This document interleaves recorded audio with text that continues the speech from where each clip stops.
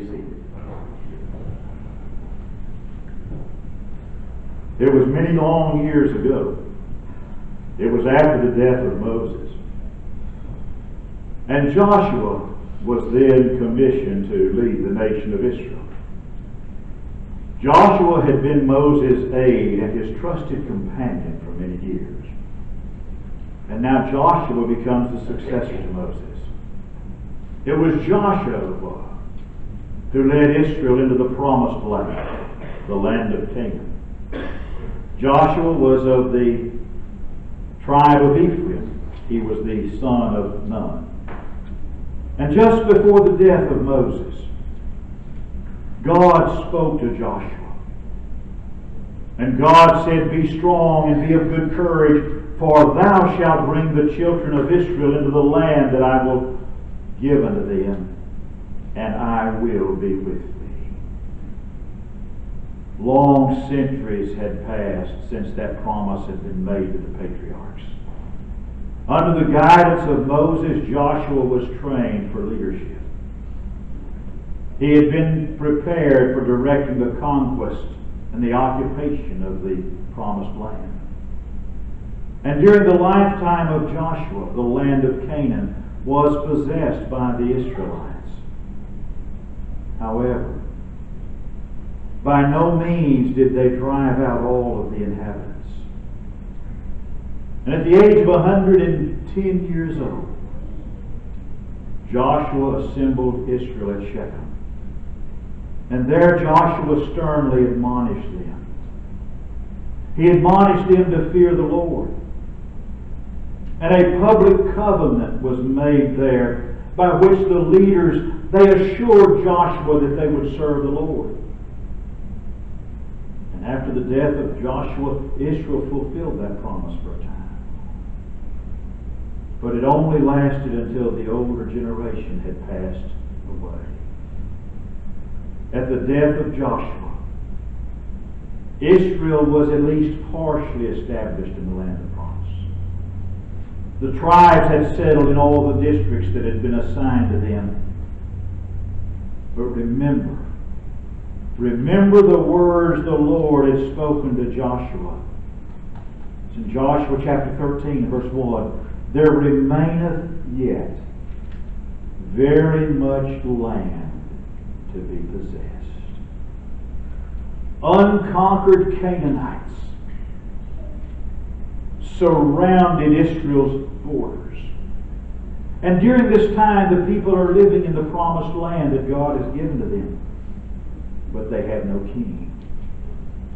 Politically, morally, and spiritually, the life of Israel is at one of its lowest ebbs. The people are groping their way in darkness because of a lack of leadership. And actually the situation is succinctly described in the closing final verse of the book of Judges. In those days, there was no king in Israel, but every man did that which was right in his own eyes. The recurring theme through the book of Judges is the constant cycle of Israel forsaking God. During the good times and times of prosperity, God is forgotten and God is relegated to the background. And then during oppression, oh, how they cry for deliverance.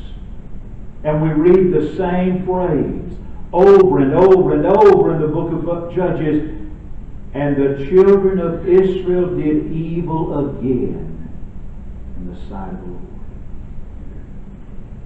Judges chapter 3 tells us how Ehud delivered Israel from Eglon, the king of Moab. And it's one of my favorite Old Testament stories because it tells us that Eglon was a very fat man. And Ehud had a dagger, 18 inches long. And he had it concealed on his thigh. And he went into Eglon, this very fat man, and he buried that 18-inch dagger all the way up in him, it says, until the fat wrapped around the end of the dagger. Read the story. It's great. And then you read about Shamgar, the ox driver, who slew 600 Philistines with an ox goad. And we read also that he delivered Israel. But as Judges chapter 4 opens, we read this. And the children of Israel did evil again in the sight of the Lord. And it's in Judges chapter 4 that we are introduced to one of the shining stars that God offers to His people. As you read Judges chapters 4 and 5, the story of Deborah literally just leaps off the pages. Because she's a woman who's brave. She's a woman who's inspiring. She's a woman with guts and a woman with wisdom. And Deborah is a role model for the ages. We meet Deborah. And the people of Israel are under the thumb of one man named Jabin, a Canaanite king. He mightily oppressed Israel for 20 years. And Jabin had 900 chariots of iron. He's got 900 tanks, folks. And Sisera is the captain of his host. He's the general of his army. Politically, morally, and spiritually, the life of Israel is at one of its lowest points. The people are groping in darkness, and it's a time like this when the leaders have failed that a woman stepped into the breach. And as a result, the political channels of the life of the nation of Israel were cleansed. The enemy within, the enemy without was beaten back. The people gained their self-respect. And in Israel, hope took the place of despair. While the men of Israel are sidestepping their responsibility, a woman, a mother in Israel, she stepped into the breach and she repaired. In Deborah's day, widespread rejection of God. That was an outstanding characteristic of her day and time. And her people had come to their present position under the leadership of men that were guided by God. But what had they done? They had rebelled against the God of heaven to whom they owed everything. The history of the period covered by the book of Judges is fittingly described in 3 words: relapse, retribution, and recovery. The people were constantly turning from God and constantly suffering as a result of their moral failures. And then when things became their wicked worst, the people would repent and turn again to God. The God that they had forsaken. Spiritual decay was crumbling Israel from within. Rahab, Joshua, they were the palest of memories now. The slaves that had become warriors were once again the underdogs. They'd been oppressed now for 20 years by a coalition of Canaanite rulers. The chief warrior of those rulers was Sisera. And those 900 iron-plated chariots, his tanks, terrified the poorly armed Israelites. Why had it happened? What had caused this spiritual deterioration? Israel had failed to separate themselves from evil associations. Sounds a little familiar, doesn't it? God commanded them to drive the idolatrous inhabitants out of the land. But guess what? They didn't obey God. Write this down. It's on the final exam. Evil associations have always had a degenerating effect. Remember what Paul would write in 1 Corinthians 15:33? Be not deceived. About what, Paul? Evil companionships corrupt good morals. That was the reason God had commanded the Israelites to be a separate people.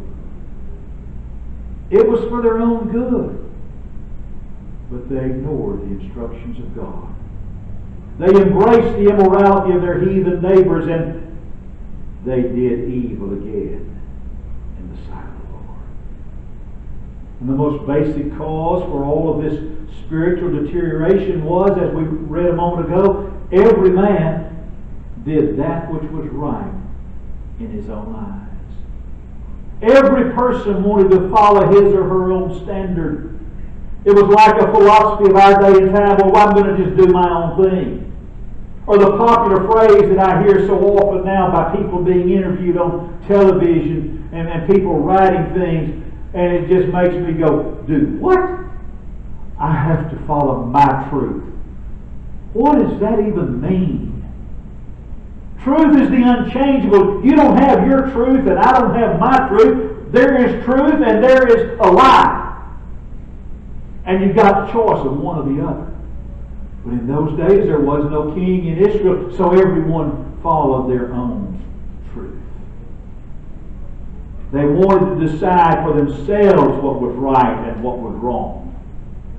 And following that principle always has and always will result in chaos and eventual destruction.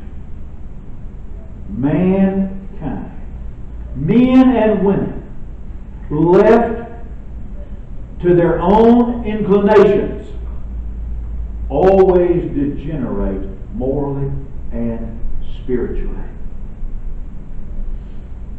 On the other hand, peace, order, and happiness result when everyone follows God's infallible guide as found in His book.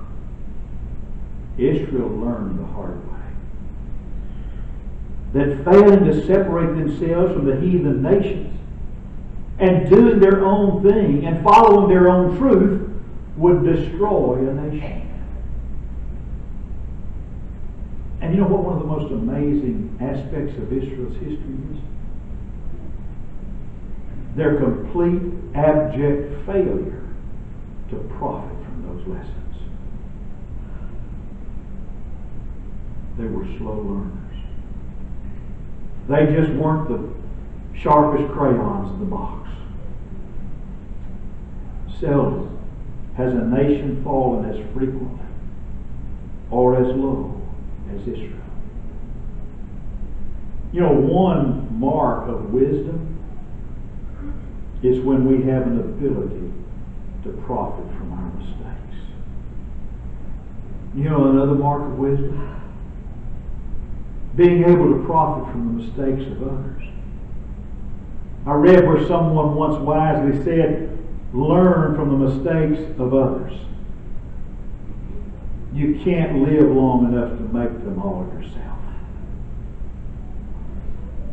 Wisdom admonishes us to learn from the mistakes of Israel so we might, with the help of God, avoid those things in our own lives. Israel is being oppressed by a heathen enemy from without. A godless, cruel, ruthless enemy. And God's people are crouching in fear before Jabin's 900 iron-plated chariots. Israel doesn't even have one chariot. It's a classic imbalance of military power. The enemy Canaanites, they're superior in arms and in manpower. And Deborah now has appeared on the scene of Israel. You know what Deborah's name means? It means honeybee. While women leaders were uncommon in Israelite society, they were not unheard of. But in this time of the Judges, when Israel is spiritually malnourished, when it's in civic disorder, it's oppressed by its enemies, Deborah steps up to the challenge. She she's the only female to ever hold the position of judge in Israel. Don't you know, oh, Sisera, the captain of Jabin's army, don't you know he felt smug? Don't you know he felt secure? I can hear him laugh. Oh, this is going to be fun. Israel is being led by a woman, he would say. But his military calculations failed to account for one key variable: the strategic power of that woman's faith. Deborah was a prophetess.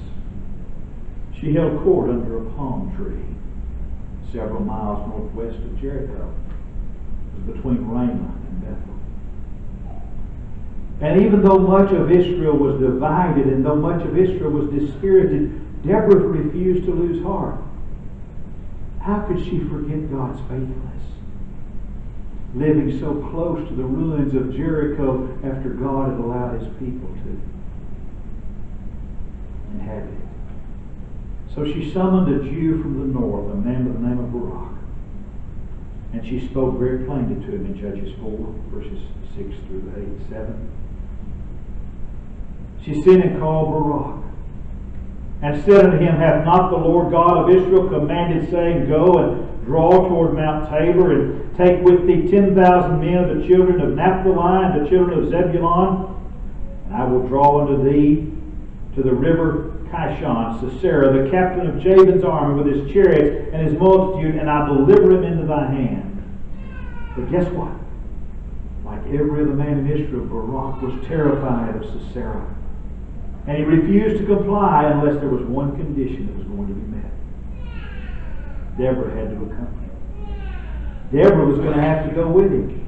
She was going to be his talisman, his lucky charm on the day of battle. And she said, very well, I'll go with you. But she went on to tell him that because of the way he was going about this, the honor was not going to be his. The Lord was going to hand Sisera over to a woman. Sisera heard the plot. And he led his troops and his chariots to the river Kishon. He was determined he was going to crush this Israelite uprising. But the text says, God discomfited the chariots of Sisera. Picture this. 900 iron chariots going in every direction, wheels falling off, axles breaking, harnesses breaking, horses running away.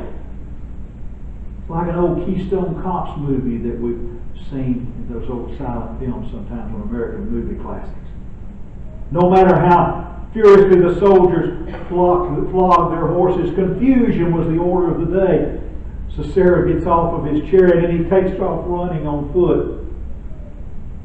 Barak and his troops put every man of Sisera's army, except Sisera himself, to the edge of the sword. And once again, God has heard the cries of His people, and God has sent a deliverer. And this time it's a woman whose faith stilled the voices of doubt. Her faith stilled the voices of timidity. And because of her faith, the people were able to hear the one voice that mattered, and that was the voice of God. Now I want you to take, and I want you by an eye of faith, and I want you to use your sanctified imagination, and I want you to see Sisera. He is literally running for his life. He's running on foot. He is the lone survivor. And as he attempts to escape, he approaches the tent of Heber, the Kenite. Heber's not at home. The only person there in the tent is Jael, his wife, and she's there alone, probably waiting for her husband, Heber, to return from the fields. I have to be honest with you. This is probably my favorite part of the story of Deborah. Because as she sees Sisera running in true hospitality of the region, Jael invites him to come into her tent. You see, hospitality was the law of the land, and Jael played the part to perfection. She even treated her guest, Sisera, with deference. He asked for water. She said, "Oh, my Lord, I'll do you better than that." She got a skin full of milk, and she gave him the milk. Now everyone knows that milk has certain sleep-inducing properties, especially warm milk. And this milk came from the skin. It hadn't been in the refrigerator. Oh, and Sisera eagerly and greedily drank that warm milk. He laid down on the floor of the tent, and she covered him with a blanket to make him comfortable. And he fell fast asleep. But not for long. Oh, Jael did everything she could to make him think he was safe, and to make him think he was honored. She treated him like he would have been treated if he had been in his own palace. And when he was asleep, laying there, I can see Sisera laying there on his side, laying on the floor of the tent.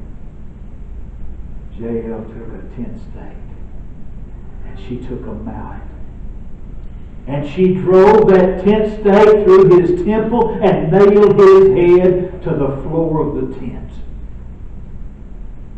And blood starts going everywhere. Barak comes to the tent, and Jael walks out and said, "The man you're looking for is inside." Turn to Judges chapter 5 and verses 24 through 26, and you read there the song, part of the song of Deborah. "Blessed above women shall be Jael, the wife of Heber the Kenite. Blessed shall she be above women in the tent. He asked water, and she gave him milk. She brought forth butter in a lordly dish. She put her hand to the nail and her right hand to the workman's hammer, and with the hammer she smote Sisera. She smote off his head when he had pierced and stricken through his temples." Something had to be done in Israel. In their sin and despair, the people had turned to God, and Judges 4 and verse 3 says, "The children of Israel cried to the Lord." The purpose for which God had allowed their oppression had been achieved. And Deborah, the deliverer, Deborah was God's answer to prayer. A woman of wisdom.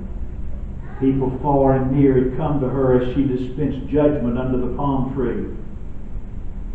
Every generation, my friends, needs men and women with sound judgment.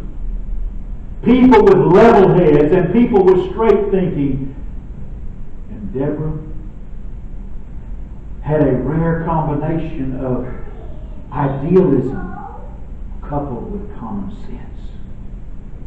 She had enough idealism to visualize a happier future for her people, and enough common sense to know how to accomplish the goal. A keen sense of discernment and awareness of the seriousness of Israel's situation caused her to realize something had to be done.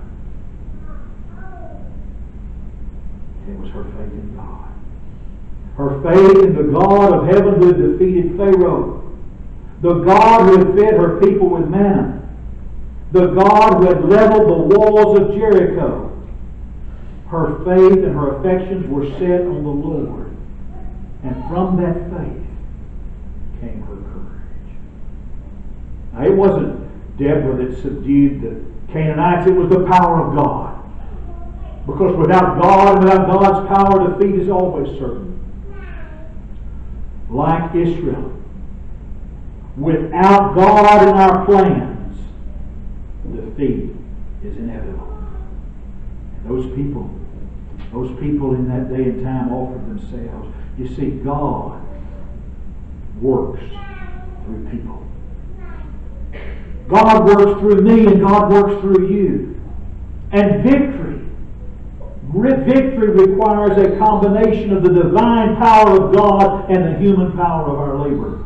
Victory is not possible and was not possible for Israel until the people were willing to work with God.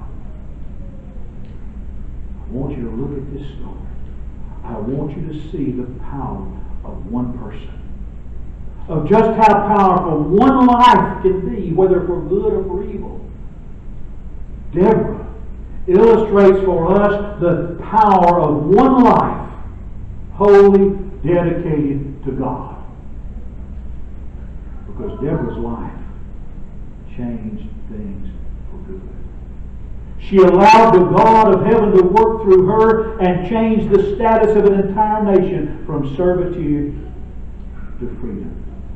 And Judges 5 verse 31 tells us the land had rest for 40 years. What can I accomplish? Life wholly dedicated to God. What can we accomplish when Jesus Christ is Lord and Master of our lives? Not just Lord and Master of part of our lives, but Lord and Master of all of our lives. I don't know what's going on with you this morning. Is Jesus the Lord of your life? Is He the Lord and the Master of all of your life? Or do you need to make changes for Him to be Lord of all of your life? This will make probably 1,002 times I've said this. If Jesus Christ is not Lord and Master of all of your life, He's not Lord and Master at all in your life. Can we help you make changes for Jesus to be Lord of your life? Come and give us the opportunity to help you do that.